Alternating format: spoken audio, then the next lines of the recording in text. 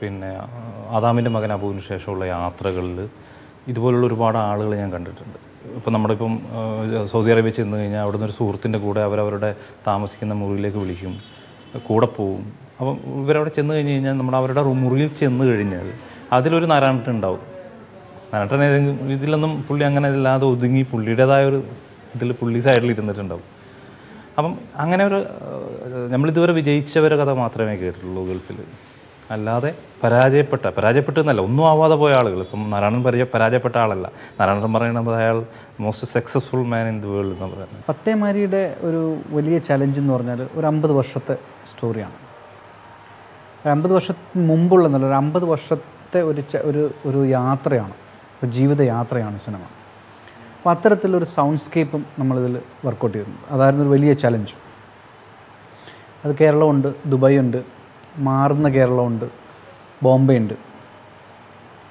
പിന്നെ തുടക്കത്തിലൊരു യാത്ര, ഉരുവിലെ യാത്ര, അത് നേരിടേണ്ടി വന്ന തടസ്സങ്ങൾ, പിന്നെ വളരെ ഡ്രമാറ്റിക്കായിട്ടുള്ള ഇതിനേക്കാൾ ഉപരിയായിട്ട് ഇതൊരിക്കലും പിന്നെ ഈ സിനിമയ്ക്ക് പുറത്ത് നിൽക്കരുത് എന്ന ഒരു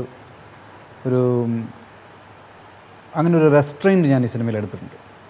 ഈ സിനിമയുടെ സ്റ്റോറിയും പിന്നെ തീമും പോലും പുറത്തൊരു ശബ്ദം പോകരുതെന്ന്, എല്ലാം ഈ ഫ്രെയിമിനകത്ത് തന്നെ നിൽക്കണം എന്ന ഒരു ആർട്ടിസ്റ്റിക് റെസ്ട്രെയിൻറ്റ് ഈ സിനിമയിൽ ഞാൻ എടുത്തിട്ടുണ്ട്. അത് വളരെ ഇമ്പോർട്ടൻ്റ് ആയൊരു ഡിസിഷനാണ്. കാരണം നമ്മളൊരു സിനിമ ഒരു മെയിൻ സ്ട്രീം സിനിമയായിട്ട് നമ്മളിതിനെ പിച്ച് ചെയ്യുമ്പോഴും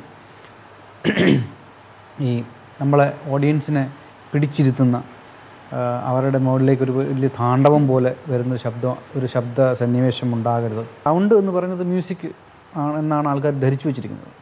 അതല്ല, ആ ഒരു ക്രാഫ്റ്റിന് അതിൻ്റേതായ പവറുണ്ട്, ആൾക്കാരെ ചേഞ്ച് ചെയ്യാനുള്ള പവറുണ്ട്, സിനിമയെ ചേഞ്ച് ചെയ്യാനുള്ള പവറുണ്ട്. അത് ഇപ്പോൾ മനസ്സിലാക്കി വരുന്നതേ ഉള്ളൂ. പിന്നെ പ്രത്യേകിച്ചും മലയാളം പോലുള്ള മലയാള സിനിമ പോലുള്ള ചെറിയ ഒരു റീജിയണൽ സിനിമയ്ക്ക് അതിൻ്റേതായ ലിമിറ്റേഷനുകളുണ്ട്.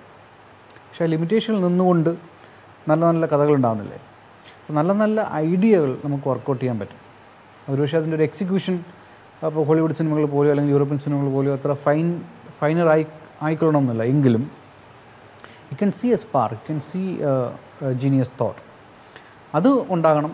അത് ഈ സൗണ്ട് അല്ലെങ്കിൽ ശബ്ദ സംവിധാനം അല്ലെങ്കിൽ ശബ്ദ സന്നിവേശം എന്നൊരു ശാഖ അത്ര സീരിയസ് ആയിട്ട് നമ്മൾ റീജിയണൽ സിനിമയിൽ പ്രാക്ടീസ് ചെയ്യുന്നില്ല. അതൊരു ഫങ്ഷണലായിട്ടൊരു എലിമെൻ്റായിട്ട് മാത്രമേ കാണുന്നുള്ളൂ. അത് മാറണം. അത് ഇങ്ങനെ നമ്മൾ ഇപ്പോൾ എന്തുകൊണ്ടാണ് നിങ്ങൾ എന്നെ ഇൻ്റർവ്യൂ ചെയ്യുന്നത്, ഞാനിതിനെപ്പറ്റി സംസാരിക്കുന്നത്, ഇങ്ങനെ ഒരു നിങ്ങളാണ് ആക്ച്വലി മീഡിയ ആണ്. ഞാൻ വിശ്വസിക്കുന്നത് എൻ്റെ തിരക്കഥയിലാണ്. ആദ്യം ഒരു ആർട്ടിസ്റ്റ് അല്ലെങ്കിൽ ഒരു കഥാപാത്രം ഉണ്ടാക്കി കഴിഞ്ഞിട്ട് പിന്നെ നമ്മൾ വേറൊരാളെ ആ കഥാപാത്രമായിട്ട് ഉപയോഗിക്കുക. അപ്പം ഒരു കഥാപാത്രത്തെ കിട്ടിക്കഴിഞ്ഞാൽ ഞാൻ എന്താ പറയുക, എൻ്റെ മനസ്സിലുള്ള ആ കഥാപാത്രത്തിലേക്ക് ആ താരത്തെ കൊണ്ടുവരാൻ പറ്റുമെന്നുള്ളൊരു പൂർണ്ണ വിശ്വാസമുള്ള ആളാണ് ഞാൻ. അവാർഡ് സിനിമ എന്നുള്ളൊരു സങ്കല്പമുണ്ട് നമുക്ക്.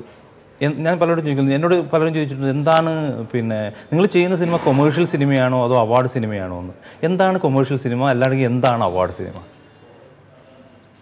നമ്മൾ സിനിമ എഴുതുമ്പോൾ അല്ലെങ്കിൽ ഞാൻ സിനിമ ചെയ്യുമ്പോൾ ഞാൻ കാണുന്നത് ഈ നാട്ടിലുള്ള സാധാരണക്കാരായ ഞാൻ പറയുന്ന കാര്യങ്ങൾ എല്ലാവർക്കും മനസ്സിലാവണം. അല്ലെങ്കിൽ ഏത് നാട്ടിൻപുറത്തുകാരന് കണ്ടു കഴിഞ്ഞാലും എൻ്റെ സിനിമ മനസ്സിലാകണം എന്ന് വിചാരിച്ചിട്ട് തന്നെയാണ് ഞാൻ സിനിമ ചെയ്യുന്നത്. ഈ സിനിമ തുടങ്ങുന്ന സമയത്ത് ഇങ്ങനെ ഇത് കേസ് വന്നു. ഇതിൽ ഏറ്റവും രസകരമായ കാര്യം എന്താണെന്ന് പറഞ്ഞു കഴിഞ്ഞാൽ, ഇയാൾ കേസ് കൊടുത്തു, ഞങ്ങൾ കോടതിയിലെത്തി, കഥ നമുക്ക് കേസിൻ്റെ കൂടെ അയച്ചു തരും.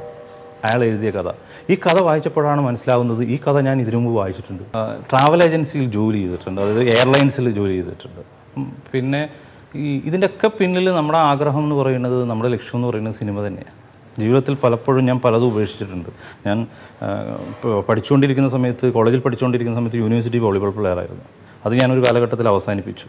ഞാൻ മിമിക്രി ഒരുപാട് എനിക്ക് സ്വന്തമായിട്ട് മിമിക്രി ട്രൂപ്പും ഒരു ആയിരക്കണക്കിന് വേദികളിൽ ഞാൻ പ്രോഗ്രാം ചെയ്തിട്ടുണ്ട്. അതും ഒരു കാലത്ത് ഞാൻ അവസാനിപ്പിച്ചു. എന്തിനാന്ന് പറഞ്ഞു കഴിഞ്ഞാൽ ഞാൻ അതുകൊണ്ട് ആവേണ്ട ആളല്ല എന്നുള്ളൊരു തോന്നലേക്കുണ്ട്. അത് കഴിഞ്ഞിട്ട് ഞാൻ ട്രാവൽ ഏജൻസിയിൽ ജോലി ചെയ്തു. ആ ജോലി ഞാൻ കളഞ്ഞതാണ്. അത് കഴിഞ്ഞ് സീരിയലുകൾ എഴുതി. ഈ സീരിയൽ എഴുതിക്കൊണ്ടിരുന്നത് ഒരുപാട്, ഞാൻ മെഗാ സീരിയലിന് സ്ക്രിപ്റ്റ് ചെയ്തിട്ടുണ്ട്. ആ കാലത്തിൽ ഞാൻ സീരിയൽ എഴുതി ഒരു ദിവസം ഉപേക്ഷിക്കുന്നത്. അതെന്ന് വെച്ചിട്ട് ഞാൻ സീരിയൽ എഴുതേണ്ട ആളല്ല. എൻ്റെ ലക്ഷ്യം എന്ന് പറയുന്നത് സിനിമയാണ്. അപ്പം പലതും ഉപേക്ഷിച്ചിട്ട് നമ്മൾ നേരത്തെ പഠിച്ചുകൊണ്ടിരിക്കുന്ന സമയത്ത് നമ്മുടെ മനസ്സിൽ സിനിമ എന്നുള്ളത്, അപ്പോൾ അവിടെ എത്തുക, അതിനുവേണ്ടി പല വഴികളിലൂടെ വന്ന അവസാനം അവിടെ എത്തിയെന്ന് മാത്രമേ ഉള്ളൂ. അത് കാണാൻ എൻ്റെ ഉമ്മയും ബാപ്പയും ഉണ്ടായിരുന്നില്ല. എൻ്റെ ഉമ്മ 99 മരിച്ചു, ബാപ്പ 2001 മരിച്ചു. ഉമ്മ ആണ്, നമ്മൾ പറയത്തില്ല, അമ്മയാണ് എല്ലാം.